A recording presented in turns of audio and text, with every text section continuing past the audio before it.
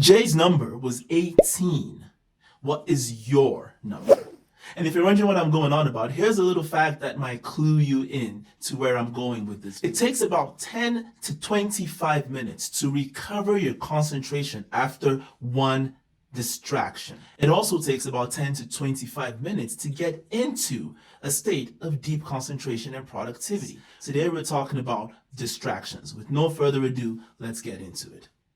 Hi, my name is Anthony Sanya, and on Hashtag New Thinking, I share productivity and personal development insights to help you achieve your best in life, career, and business. And it's really hard to achieve your best when you are constantly being bombarded by distractions. A while back, I gave a seminar at a financial services company, and at the end of the seminar, one of the attendees told me about how she had actually prior been curious about this concept of distractions, and she had taken time to tally how often she got distracted. Now, she was a business analyst, and obviously her work demanded a lot of calculations and concentration.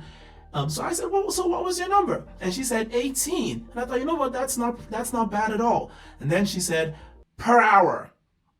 18 distractions per hour. Now, before you judge this person, who let's call her Jay, before you judge Jay, I invite you to actually check what your number is.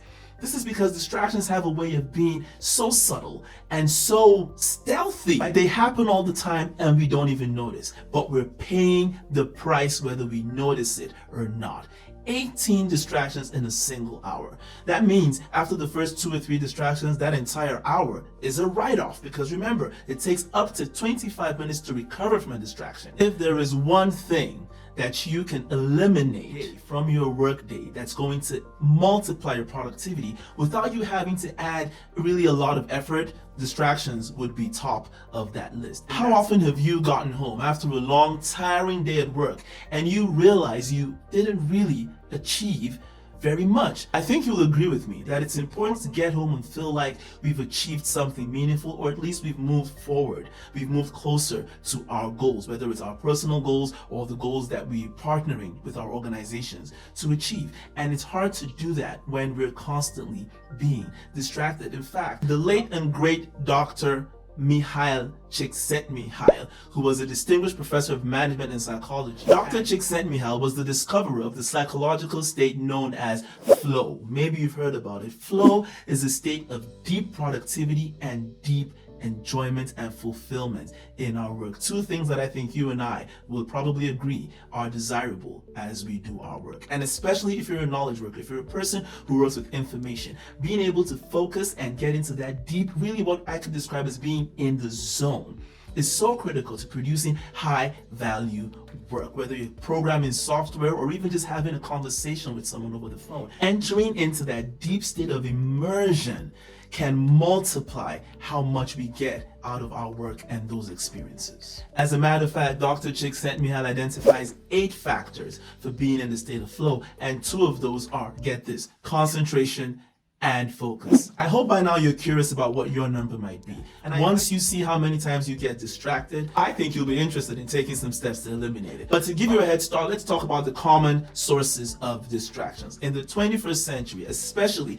among knowledge workers, and especially among those of us working either remote or a hybrid model, I would say the number 1 source of distractions, you know where I'm going with this, is our tech. It's our tech. It's instant messages. It's email. It's our phones going off every 10 seconds. It's notifications left, right, and center. It's Slack messages. It's IMs. It's all of these things that are drawing our attention, leaking and leeching our attention from the task at hand. And before you jump to judging your coworkers who won't leave you alone, or your clients who won't stop bugging you with their email, consider this. I have found that a huge proportion of those tech distractions are our own fault. There, I said it. Every time you pick up your phone out of habit, you are distracting yourself. Every time you go browse something else on the internet that maybe has nothing to do with the task at hand, you are distracting yourself.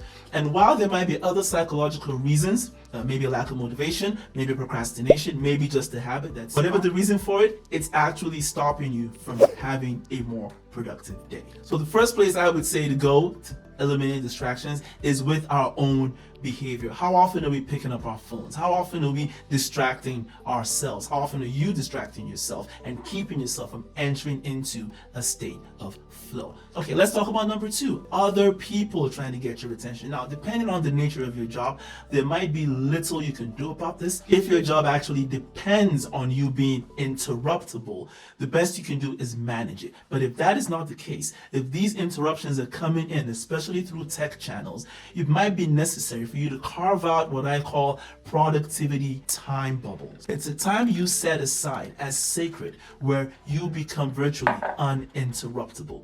You turn off notifications. You set yourself on do not disturb status. And I know it's so much more difficult to create and preserve these time bubbles, but you can get creative. Even if there are other people around you, sometimes just the act of putting headphones on, if the company culture allows it, can send a message to people that you really don't want to be disturbed because you are trying to focus on something important right now. And honestly, once you get this down, once you start practicing this concept of productivity time bubbles, you will feel time compress. You will be surprised, nay shocked, at how much more you will get done within these short sprints of productivity than perhaps you were getting done over the course of an entire day. And without distractions, I don't know if you've experienced this, but momentum tends to build up in our output. In other words, 1 hour of deep focus might be worth 4 to 5 hours of scattered focus. And this way, you do more in less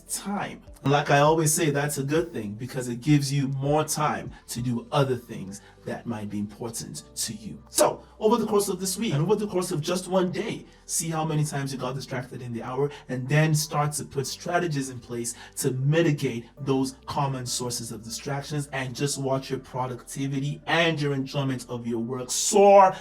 My name is Anthony Sani. As always, encouraging you, be your best, do your best. I will see you in the next video, but until then, bye for now.